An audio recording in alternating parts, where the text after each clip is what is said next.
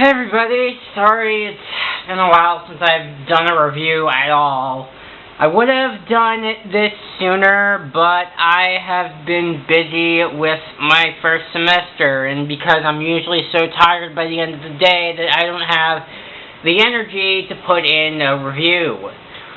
So, if you're wondering before we begin, it's a brand new semester, and so let me take this off because as of right now, the recording of this review, it is snowing like crazy outside right now.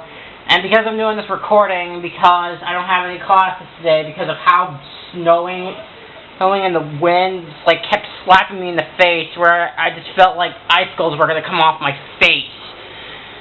So, before we begin my new semester, I have College Writing 2, where I have to put more emphasis on research. I have presentational speaking, but I actually had a class that connected to my college writing class. It's a long story, but I'm now in a class where I feel more comfortable of being able to go up and present in front of people. The other classes that I'm doing are Intro to Painting, which are Monday nights, and, well, I'll probably explain the days later another time.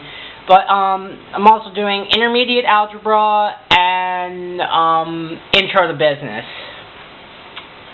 So, other than that, everything is still the same, but I'm doing my best to try to keep up with this review. But like I said, I'm usually so burnt out by the end of the day that I can't even put the energy to even have, just have enough energy to do a review like every day. And considering how Season 6 just wrapped up and Season 7 is going to be coming out in April, you can already tell I'm way behind. So, with all that out of the way, let's finally get into the episode Tragia. I can't promise you'll leave without a scratch. I won't deny that, Yatsuhachi, because this is going to be one of the more painful episodes of Season 4. So, let's get to it if this stupid thing loads, because of YouTube's, whole system, which I'm still surprised they haven't fixed. I have to do these reviews from Dailymotion, and I've experienced in previous reviews that Dailymotion is not the greatest source to be doing this. So I just gotta keep doing this in one go, and fuck it, there we go. Alright, let's finally get into Tragia. So this episode starts back at Rainbow Falls, which I was looking forward to going back to anyways.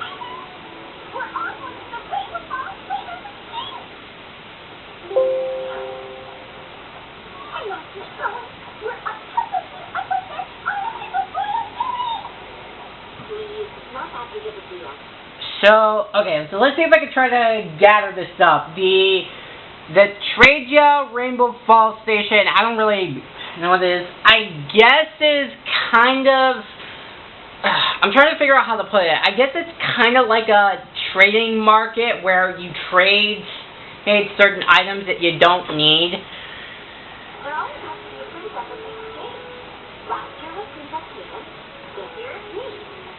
And I'm taking it at the year before Cadence, it was Luna. Actually, wait, so she was probably Nightmare Moon before then, so I was guessing that the year before that was Celestia.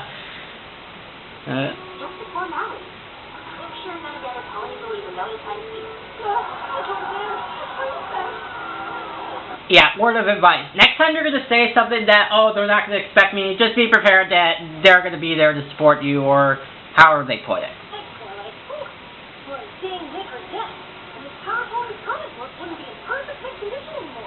Wait, I thought you got rid of that after the end of Power Pony. You mean to tell me that even after that you still kept it around? Don't tell me that you actually ended up getting all the other ponies in the same comic all over again and have to do the same shtick again. And if you want to trade for this comic, you gotta have this comic. So Twilight gets even more embarrassed of her whole princess status because at the time she still doesn't know what she wants. And Rainbow Dash declares that she wants to find the first limited edition of the first Daring Do book, even though she has pretty much every single book in the series. But again, I don't know what the big deal with it, because again, it might be just me just not being a reader, and so...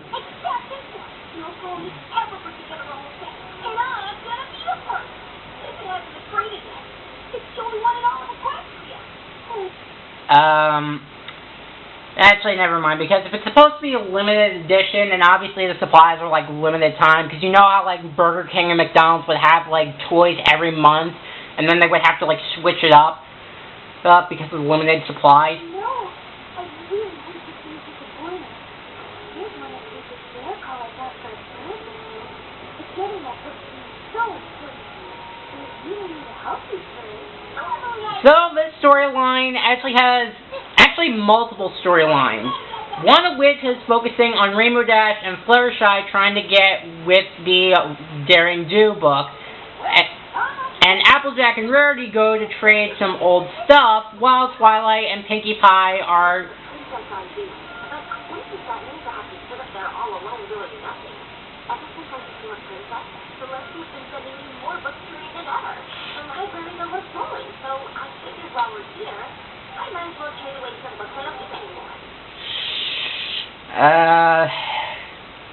I'm making this face because I'm not going to say why, but considering how we're already on season 6 and we're a few episodes away from this, I won't say anything. So basically, where the first storyline focuses on Fluttershy and Rainbow Dash trying to get the Daring Do book, and Applejack and Rarity try to sell some old items, Pinkie Pie tries to boost Twilight's sales up trying to sell her books. Yeah. So getting back to the Rainbow Dash and Fluttershy storyline, as Rainbow Dash tries to trade for the book, it goes about as well as you would expect. What? It's just a rusty old horseshoe. That's not worth anything to me. But how is Rainbow Dash going to get the book she really wants? Well, she's not. Unless she can get these back.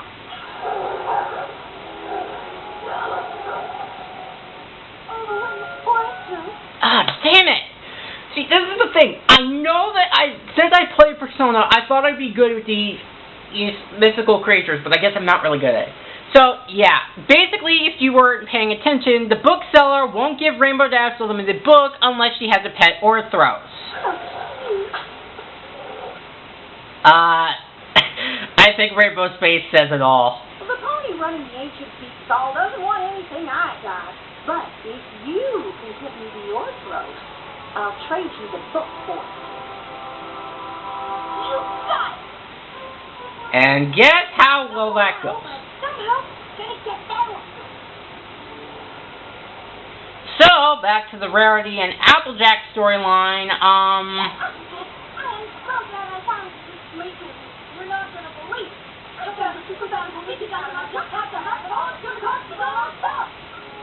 Uh-oh.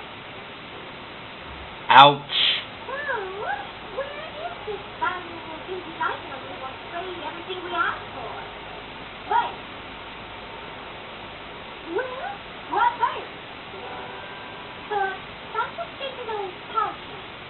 If it's tied in, the little they used to bag this one help put the pies up to 5 seconds faster. I don't think 5 seconds would make much of a difference.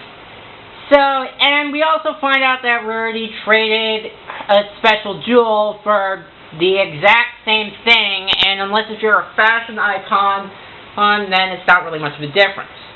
So going off topic here, the Rarity and Applejack storyline is, well, a lot of people say is kind of a throwback to the Look Before You Sleep argument storyline that happened all the way back at Season 1. And I'm bringing this up because I feel like that looking back on my own review, I felt like I was a little bit too nice with the episode in particular because it's not as... Don't get me wrong, I still like Look Before You Sleep, but I kind of gave it an A, and considering how this episode has a lot more problems than I overlooked, I kind of feel like that it should have been bumped down to like at least a B. That would have been more fair. Here. I just wanted to bring that up because I feel like that review didn't really hold up. So, speaking of which, we get back to the classic argument of... Because the one you want to waste your whole stash on is exactly the same as the one you already got. There's no way any pony would notice the difference. I'm thinking much more like the stuff. Like some vintage king that cooked a pie a whole 2 seconds faster. It's called seconds faster. It's called basic math. Learn it. Okay, back to the ortho thing, and we're already off to a great start. And Fluttershy manages to come down, and the Orthros is just like an obedient dog.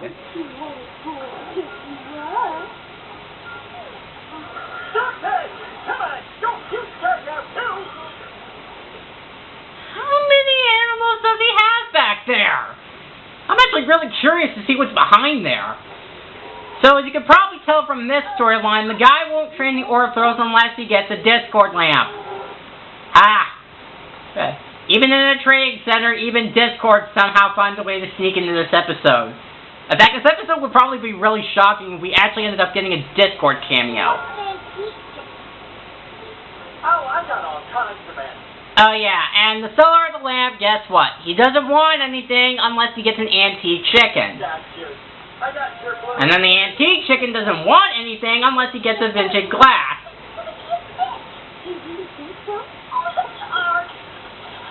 And that...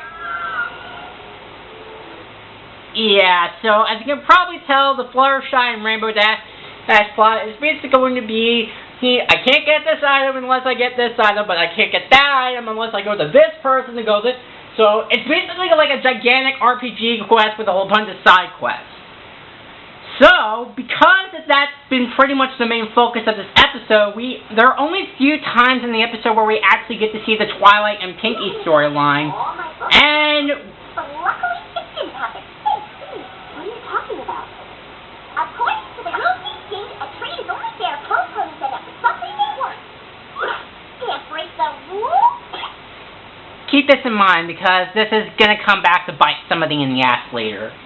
So, being Pinkie Pie, she decides to gather a huge crowd by becoming Flim and Flam, if they were actually likable.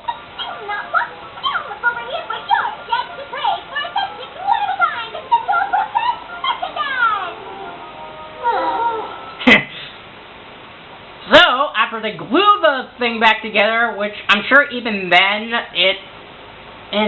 I'm not sure how exactly a Band-Aid is going to keep it all together. Oh, that took forever. I just hope it looks okay.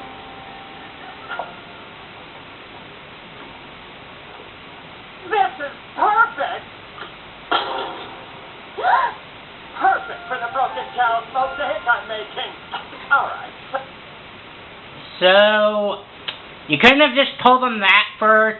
You could have just simply told them, like, listen, I just eat some short for me to just put this, I don't even know what to call it. What kind of antique chicken do you want? I got speckled, brown, gray, Oh no! The boy was supposed to trade the chicken statues. You didn't tell us what kind you wanted. Okay, look, I'm fast. I'll fly over to the lampstand and find out what kind of chicken you want.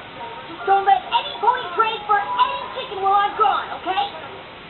Yeah. Considering that this is Fluttershy we're talking about, it's not going to go as well as you hope. And going back to the Rarity and Applejack storyline. I will be the better friend. You take our trade goods and get what you want. Have an amazing friend. So even though it's for something that don't seem valuable at all, you take our stash. How dare you let me get what I want? What kind of friend do you think I am? You're going to get what you want. Just listen. You are friends. She is letting you give you something that you want. Take advantage of it. Yeah, this also basically goes back to, again, the look before you sleep argument, where a lot of people will say it kind of just pulls out like a character 180 and just goes back all the way back to season 1. And yeah, I can kind of see where they're coming from. And that. No, you are. No, you are. And you would think that after 4 seasons of character development, you would think that they would at least Applejack and Rarity would not go back to this kind of bickering. And return to the Pinky. Hey, Pinky read these books and voila! Princess! So who wants to set the city? Well, first of all, Pinky, it wasn't really like that, because, you know, you had to work together to create a spell to do this. Just a moment, please. Pinky, I appreciate your help and all, but I'm not sure I'm comfortable with this. No pony should trade for my books just because I'm a princess. I'm not better than any pony else. Considering how ever since my review of Testing 1, 2, 3, that, yes, I should have probably mentioned this at the beginning, that since that review, guess who became the 45th President of the United States? And is going on a downward spiral because he thinks that he's better than everyone else. Seriously, Trump, take heart to this. I know you're not better than every pony. Just leave this to me. And did I mention that Princess Twilight got these books from Princess Celestia? Am I the only one who feels like that? That's what Mike Pence says to Trump every time he thinks there's some good in him.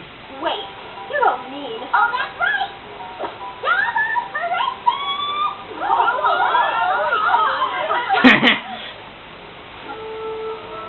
Oh, jeez. There he is. Look. Oh, yeah, there's also another character that I kind of forgot to mention, that this episode does have a lot of Easter eggs that I kind of forgot to mention. The example is that one of the trailers that Rainbow Dash and Fluttershy is trying to give is actually a Pegasus pony that has a disability from underneath his legs, which I have to admit is actually he's kind of a nice gesture, and if I remember correctly, a lot of sources says that particular pony was a creation based off of a child from the Make-A-Wish Foundation, I think. And another Easter egg that I kind of forgot to glance over was that two ponies were kind of holding signs in the same way of two characters in BioShock Infinite, which I don't really know because I haven't played BioShock Infinite or any games in the BioShock series in general. I know what you're breaking off. So even more trading goes to the business. And No, you. How long were they arguing for? So, yeah. Now, I understand that there are multiple storylines, but honestly, I feel like it kind of stops at important points, and it just kind of gets jumbled all over the map. And it almost feels like that the three storylines, while it is nice to have a variety, I just feel like it just keeps jumping from one plot point to the next. Go fetch what you want, 'cause that's the kind of... And they're still arguing about it. I am way too generous to let you unfriend me like that! So finally, when they return to the Othros... Gotta hurry! Okay, I'm gonna speed this up. My miracle. I thought you said you were gonna trade that. Whatever. So, because Rainbow Dash kinda acts a little bit selfish as selling the Orthros... Just like you asked. So here you go. Now, where's my book? Yeah, you know, the thing is, I don't want an Orthros anymore. What? Well, what do we do now? Or at the very least, can you give an explanation why? Seriously, are we going to be putting your hoof down all over again?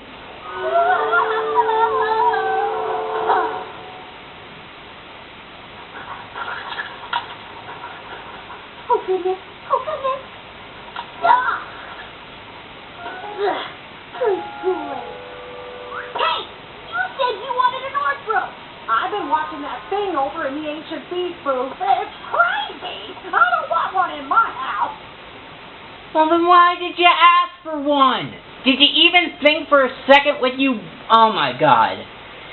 So, yeah, this about goes as you expect, because the one pony becomes stubborn after all the crap Rainbow had to get through just to get a frickin' Orthros. Oh. But then again, it's kind of basically trying to fuse his... Yeah! Oh my god, I can't speak. Ugh. Even the Orthros is like, bitch, I'm gonna rip you to shreds if you don't take me. You just have to know how to treat them. With a little patient training and a big blabbermouth, they can be a wonderful high school athlete. All right. Yeah, I think I also forgot to mention that particular scene kind of spouted off of a certain meme where it's kind of, been put into Brazzers.com, if you know what I mean. So. Yeah, I'll trade you. Yes! If she comes and stays with us in Manhattan until it's trained. Gosh, training an Orthros takes a long time. Well, you're good with animals in general, and the Orthros seems to like you. I'm sure this would probably take, a day or two. Unless you have the power of the wild card, and you can train Orthros just like that. I'll probably be gone from Ponyville for know how many months. Or how many days. And guess what Rainbow decides to do? But if that is what you really want... So we got a fair deal? Of course it's a deal!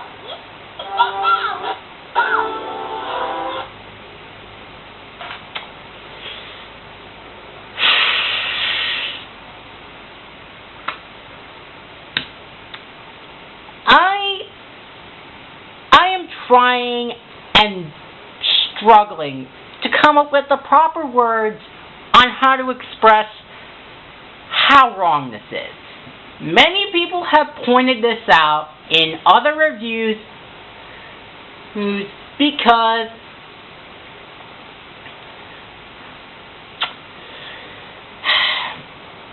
I am trying my best to try to comprehend this entire scene and keeping in the frustration I have of how mentally insane I am becoming.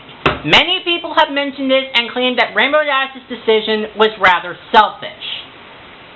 And they're right. They're honest to God right. Stupid! You're so stupid! Yes. I did it! Fluttershy, can you believe it? Yeah, you can't believe it. You sold out your friend just for a freaking book. Congratulations. I hope you're happy. Oh no! What did I do? Oh, that's something valuable. Okay, thank God. Pinky's gonna try to repress this from the amount of frustration I'm feeling right now. Hey, for Princess, well, it's Princess book, but you got the Princess Selection. So because Pinky keeps trying to sell out, Twilight finally says that enough is enough. Oh, yes, they are. But I thought you wanted to get rid of them. None of those ponies have anything valuable enough to trade for my books. Not because these books belong to a princess, but because they help me be who I am, just like you said. By the way, I didn't play that scene. That just kind of... Yeah, that's another thing that kind of bugged me about the Wi-Fi here, is that sometimes the video would just play twice on its own, and I don't really understand that why. So, basically, Twilight realizes that even though that she doesn't need the books anymore, she still has... You, Pinky. I told you I'd take care of everything. Oh. And I feel like that the Pinky and Twilight story was actually one of the better... Actually, probably one of the better of the three stories here, because Pinky is being her usual zany self, and it's really enjoyable to watch, and Twilight comes to terms that even though that he doesn't read the books anymore, she's still happy that she enjoyed them and why she learned them in the first place. And getting back to, the whole, how do I put this? I can't even, because still trying to comprehend this entire scene, just makes me feel like going full throttle into frustration. I mean, you said trade wasn't fair. Fair!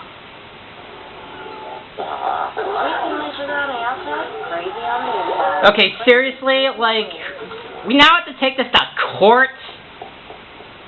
Yeah, by the way, I've also got back. But yeah, apparently if a trade doesn't seem fair, it has to go to court. Princess Court. I've heard what you both have to say, and I'm sorry, Rainbow Dash, but my hopes are tied. You said it was a fair trade. How? Yeah, I said it, but I was wrong. I did want that book. A lot. I said I wanted it more than anything in all of Equestria. But there's no thing that's worth as much to me as a friend. Do I even have to? No shit, Sherlock. Yeah, do I even have to? I might have forgotten that for a little bit. Oh, you mean, like, what? For, like, what is this, like the 4th time? But it's true. Which means there's no way this trade can be fair. Oh, come on. That's the sweetest thing I've ever heard. I'm not gonna even. We're on the home stretch here. Okay, the trade's off.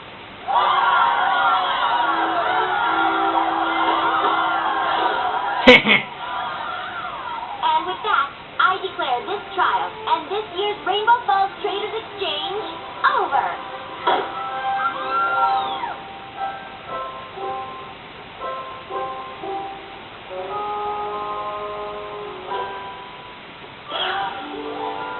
Oh, and Spike got what he wanted. Oh yeah, I forgot he was in this episode. So everybody learned about their valuable lessons or confusion and blah blah. Honestly, I don't care. I know you're gonna love it, because you already have a bunch of ones that look exactly the same sitting in the drawer doing nothing. So that should settle it once and for all. Which of us is the better friend? Oh, come on! Both gave up what you wanted to do something for each other. That's the coolest thing a friend can do. Trust me, I know. Yeah, because you learned. Where's the double button? I traded it for something way better. Okay, how did the bird get inside the train? Well, what do you know? My copy of Daring Do and the Sapphire Statue. It's just a beat-up old paperback. Not a one-of-a-kind first edition. But if it's a first edition, you know, as I mentioned about the supplies thing, we're only a minute left. Let's finish this. Even better, because I can read this one with all my friends.